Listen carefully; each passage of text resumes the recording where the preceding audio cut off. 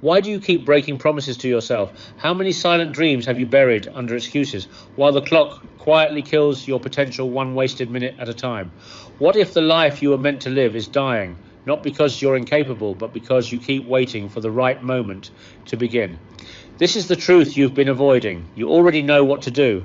The problem isn't lack of knowledge, it's the war inside your own mind, the battle between who you are and who you know you could be. You say you're tired, overwhelmed, lost, but deep down you're not lacking energy. You're drained by indecision, by scrolling endlessly, by betraying your potential day after day while calling it planning. You keep telling yourself tomorrow, but tomorrow is a lie.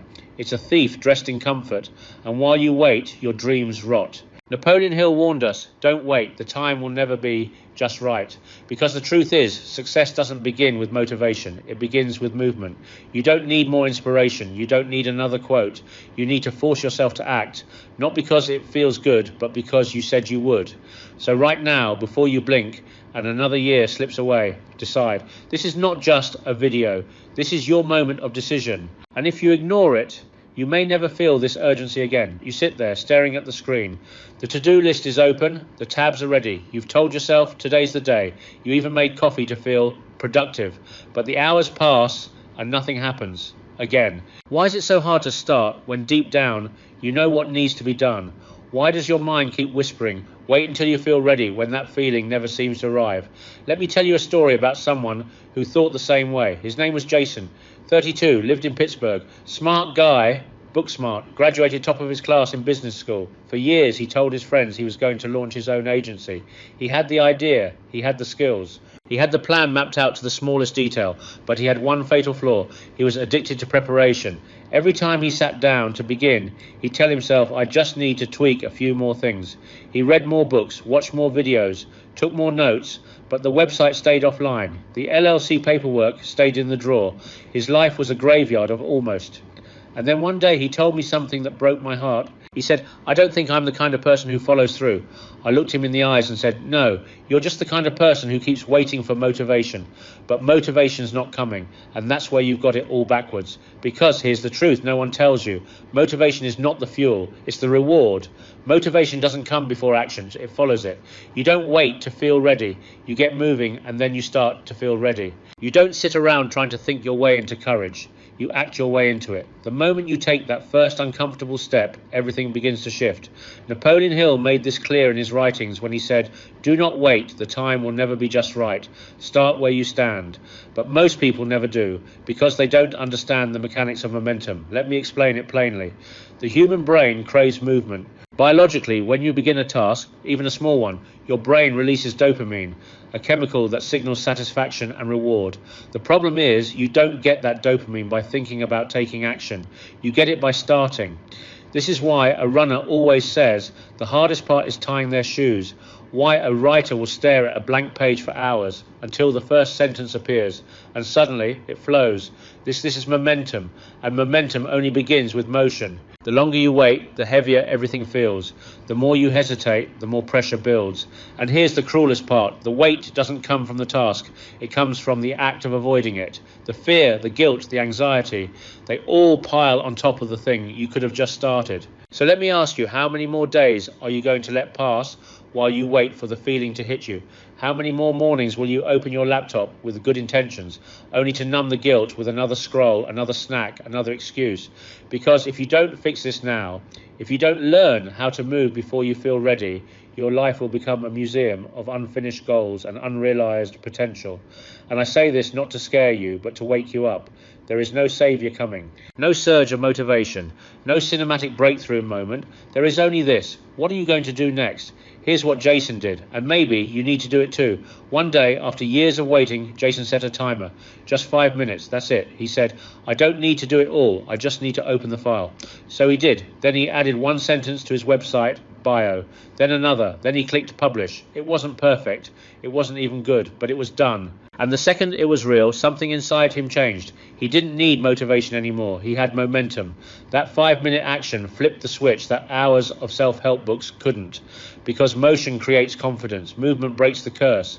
You don't need a full plan. You need a first step. You don't need perfect conditions. You need personal permission. Force yourself to take the smallest possible action and do it now. Write one sentence. Send one email. Stand up and speak one uncomfortable truth you've been holding back, because one action changes everything. It proves to your subconscious that you're not frozen, that you are capable, that you are in control.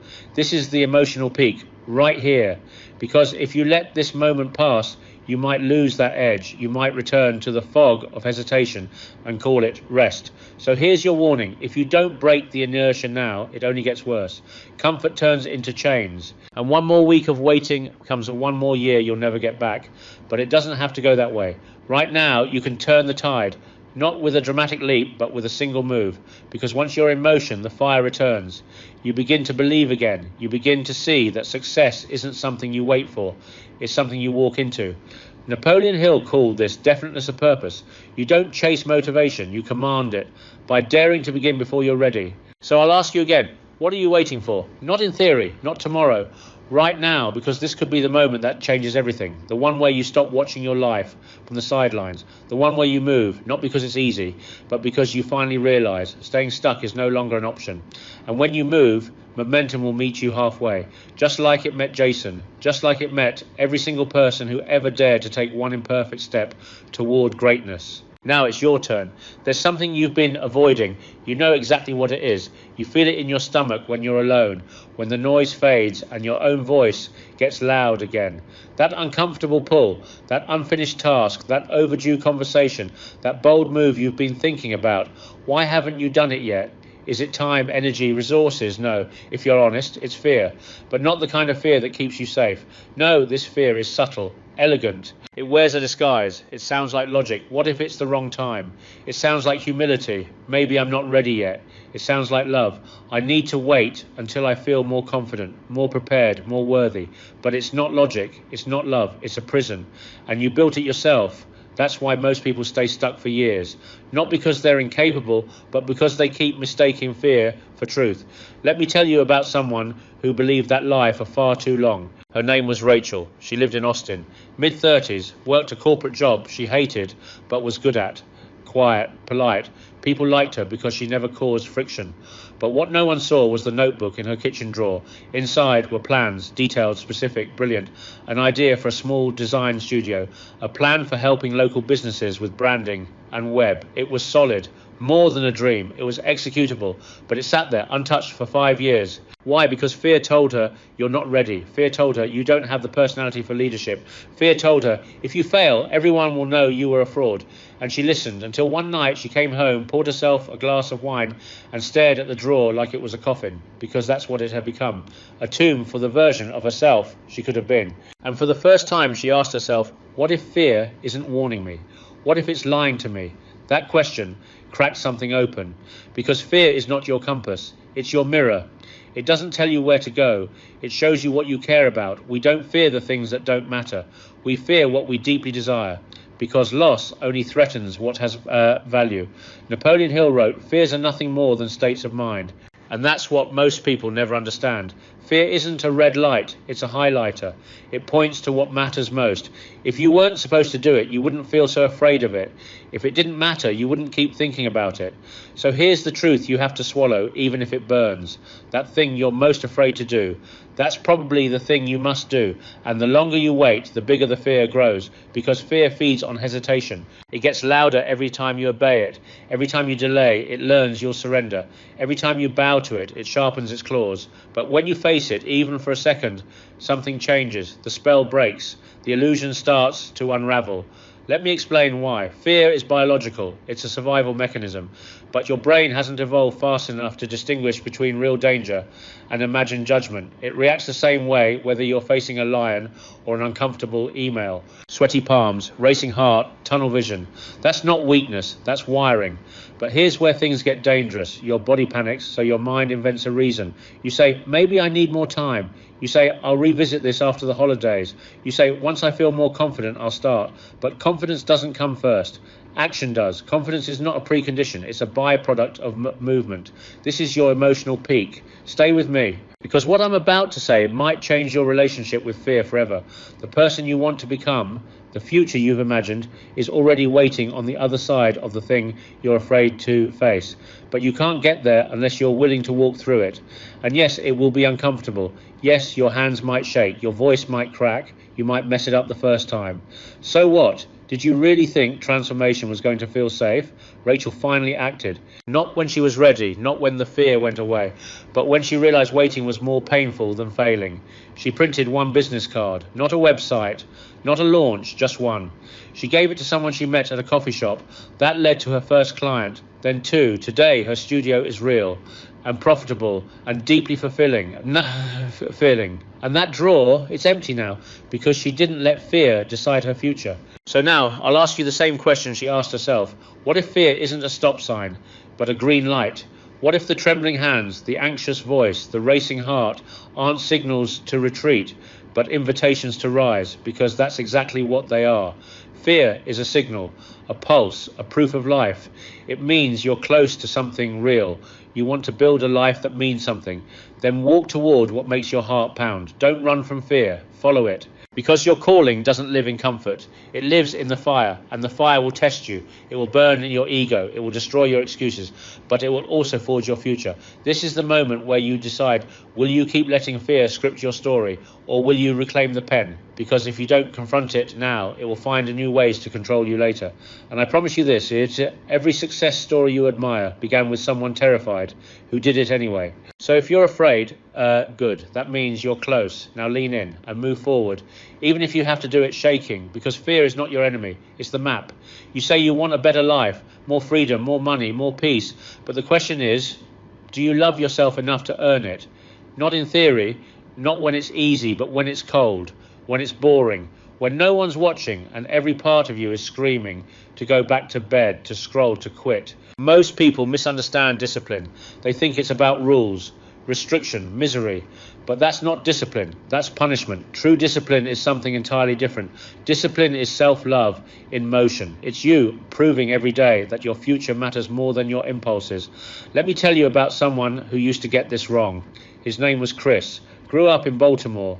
Middle-class family, smart but always second-guessing himself. He had dreams, ambition, even talent, but he also had a habit of making promises to himself and quietly breaking them. Wake up early, he'd snooze the alarm, hit the gym, maybe tomorrow, start that side hustle.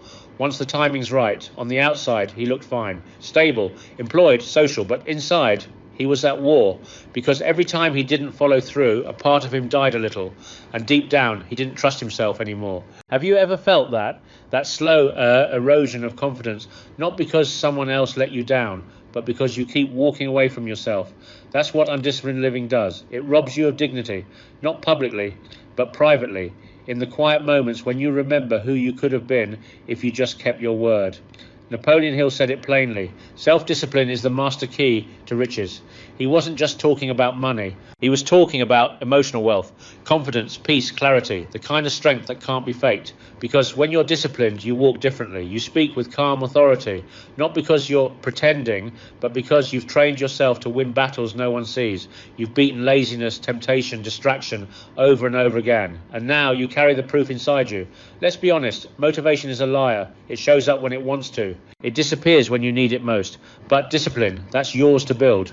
It doesn't depend on mood. It doesn't negotiate with feelings. It doesn't ask for permission. Discipline says, I said I would, so I will. Even when it hurts, even when it's inconvenient, even when no one claps. And that's where we reach the emotional peak. Because most people wait for their life to get better before they commit to discipline. But here's the truth. Your life doesn't improve first. Your standards do. And once your standards rise, your results follow.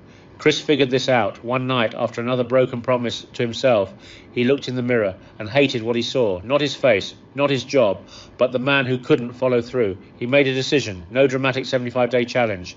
No public declaration. Just a quiet vow. I will do one hard thing every day, not because I have to, but because I love the man I'm becoming. So he did. He started waking up at 5. He began running, slow, clumsy, embarrassed at first. He read books, took cold showers, started journaling every night. not to impress anyone, but to rebuild something sacred, trust. And here's what's wild. He didn't feel transformed after a week or even a month. But 3 months in, something shifted. He stood taller. He said no faster. He walked away from comfort like it was poison. And when opportunity finally knocked, he was ready, not just externally, internally. He had become a man he could rely on, and that is the foundation of everything, because the world rewards consistency, not talent, not potential. Consistency. You want peace of mind, you want self-respect, you want success you can sleep with at night. Then make discipline your default. Not because you hate yourself, but because you're finally ready to fight for yourself. This is the truth that separates the dreamers from the doers. Anyone can start. Few will keep going when it's hard. But those who do, those who train themselves to rise, regardless of mood, they become unstoppable. You're not waiting for discipline to show up. You are the one who builds it. You do it when it's raining, when it's silent, when it's thankless. Because every time you show up, you teach yourself, I'm someone who keeps my word. And that changes everything. So let me leave you with this. Discipline is not a punishment. It's a love letter to your future. And every act of discipline, every time you choose structure over chaos, action over comfort, is another brick in the foundation of the life you were meant to build. No one else is coming to save you. No one else will carry your dreams to the finish line. That's your job. And the good news, you're stronger than you think. You just need to start proving it. One disciplined day at a time. And if you do, you won't just succeed, you'll respect the person you became in the process. What if the pain you're running from is the very thing that's meant to set you free? Most people believe pain is a punishment, a sign to stop, to retreat, to protect. But that belief is a trap, because in reality, pain is not your enemy, it's your alarm clock. And if you keep hitting snooze, you'll sleep through the greatest evolution of your life. Let me tell you a story about someone who used to avoid pain at all costs. His name was Brandon, early 40s, lived in Chicago. For most of his life, he was the kind of guy who played it safe, showed up on time, did what was expected, avoided conflict. He had dreams, a business idea, a book, a deep desire to lead. But every time discomfort knocked, he shut the door. He'd tell himself, I'm not ready, or I need more clarity. But the truth was simpler. He just didn't want to feel the pain, the risk of rejection, the sting of failure, the discomfort of being seen trying and not immediately succeeding. So he stayed small, he stayed numb, until life stopped asking. His company downsized, his relationship ended, and one night he stood in his dark apartment staring at his own reflection, realizing he'd been running from the very thing that could have made him.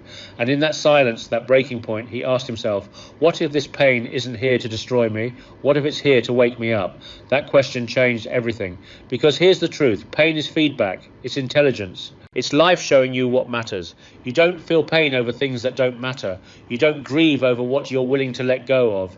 You hurt because something inside you knows, this is not the life I was meant to live. Napoleon Hill wrote, every adversity, every failure, every heartache carries with it the seed of an equal or greater benefit. But here's what most people miss. You only access that benefit if you stay awake long enough to feel the pain and learn from it. Pain is the price of growth. It is not a sign of weakness. It's the threshold of transformation. And this is your emotional peak. Listen closely. If you don't make peace with pain, you will sabotage every opportunity that requires discomfort, every relationship that requires a vulnerability, every project that demands persistence, every dream that demands endurance. You will unconsciously choose comfort over growth, and then wonder why your life feels so empty. Let me ask you something. Have you ever felt the pain of staying the same? The ache of looking at your calendar and realizing nothing's changed in 6 months? The quiet agony of knowing you're capable of more, but still living like less? That's the pain you should fear, not the pain of discipline, not the pain of risk, not the pain of temporary loss, the pain of regret, the slow burn of watching your potential rot while you pretend to be fine. So here's the shift. Don't run from pain. Run with it. Let it sharpen you. Let it teach you. Let it light the fire under the version of yourself that's been asleep for far too long. Brandon finally stopped avoiding it. He didn't wait for the pain to go away. He used it. He used the heartbreak to start writing. He used the job loss to launch his first freelance client. He used the silence to reconnect with his own voice. And slowly, painfully, he started becoming the man he once only imagined. Today he says something I'll never forget. Pain was my beginning, not my end. And that is the truth. You don't grow in the comfortable seasons. You grow when it's hard. You become powerful when it hurts. And you keep going anyway. So the next time life shakes you, burns you, breaks you, don't just ask, why me? Ask, what is this building in me? Because pain when respected, doesn't weaken you. It refines you. It pulls out the excuses, burns off the lies, and reveals what's real. You want to become unstoppable. Then learn to stand inside the storm and smile. Because once you stop fearing pain, you stop being controlled by it. And once pain becomes your teacher, there's no limit to who you can become.